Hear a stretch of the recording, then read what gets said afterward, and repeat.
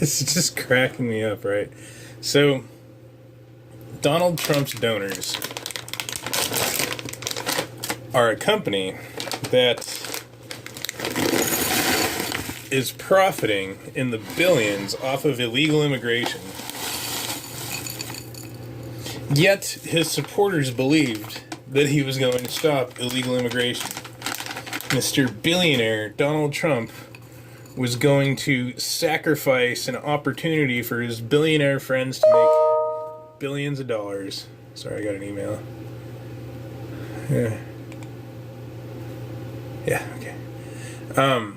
Donald Trump would not do that. He would not sacrifice an opportunity for his billionaire friends to make billions of dollars off of illegal immigration. This will come as a surprise to people like my roommate who are not the most intelligent, and many who fell for Trump's scam. This doesn't mean Biden's better by default, or Hillary or any of the other ones.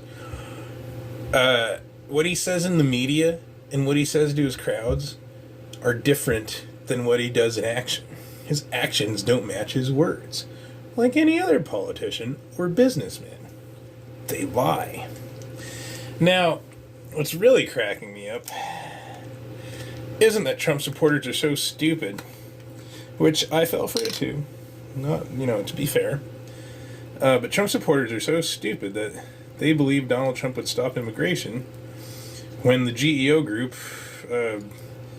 donated millions, literally over $500,000, I think, if not more, to getting Trump elected. No. This is what's cracking me up. Excuse me one sec.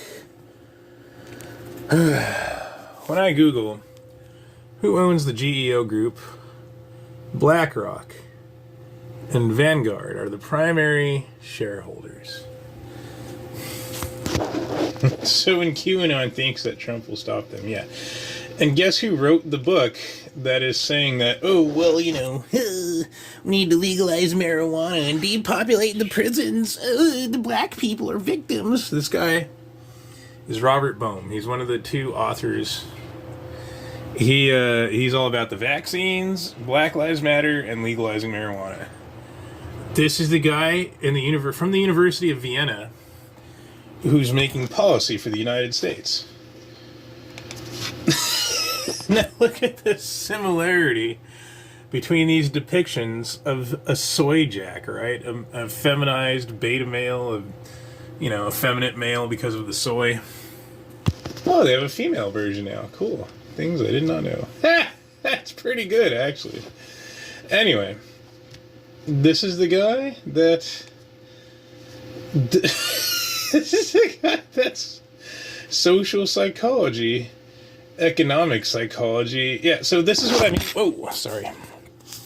And sorry for using this camera, but it's the only way that I can get these. So this is what I mean by embracing the evil in order to profit, right? Consume the soy, eat the bugs, blah, blah, blah. Like, look at this guy. Look at this literal soy jack, right? That guy is clearly pro-LGBTQ, anti-science, because he believes undoubtedly that trannies are really women, and so forth and so on. The vaccines save lives. It's really anti-science in so many ways. I can go on for a very long time about it. But this seems to be how it's designed, how the school is designed, actually. They require you to sacrifice morality to gain money, right? You have to sacrifice morality to maintain an income, acquire an income, and get ahead in life, because that's apparently the economy is built on immorality. So the only way to get ahead in the American economy is by sacrificing your moral standards and values. And undoubtedly, many of you already know this better than me and have already done it a long time ago. And so instead of trying to maintain morality, you just seek forgiveness. Right? Oh, it was essential. I had to put food on the table and roof over the head. Yeah. I don't think this is Judaism. I don't think this is the Jews. Soybert Bohm looks very European, not Jewish. That is not a giant hooked nose. That is not Yeah, those are European genetics right there. Likely Swedish or some sort of northern European. Now, if he had maintained his masculinity, which is part of morality if you're a male, he wouldn't look like this. He wouldn't look like Soy Jack. I hate these people with the funny faces. But yeah. Oh, I hope I have the right Robert Bohm. There's more than one Robert Bohm. Oh my goodness. Yeah, so this is what I mean, right? This guy could not give a shit about the many lives destroyed by the cannabis industry.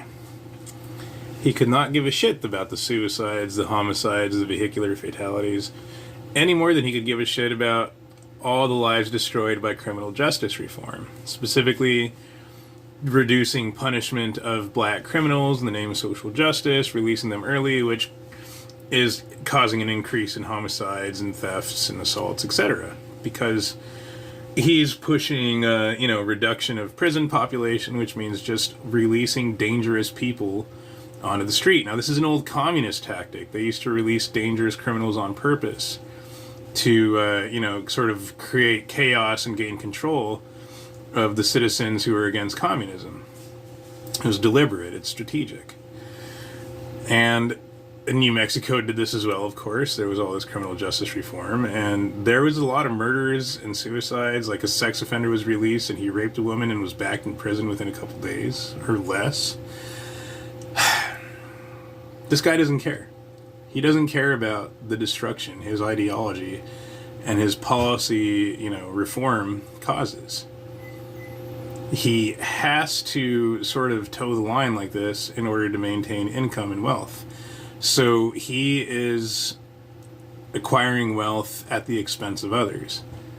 But as long as that cost is externalized onto the victims of his policy reform and profits him, he is smiling. I like to picture him smiling and just standing on the dead bodies of all the victims of, Black Lives Matter, marijuana legalization, prison reform, etc., etc., etc. Like the victims of the Waukesha Christmas Parade by Darrell Brooks, or the Jews at the Tree of Life Synagogue in Philadelphia by Robert Bowers, because they were both in cannabis-induced psychosis, and he would be spitting on both of the Jews and the whites that were victimized by the mass murderers in cannabis-induced psychosis.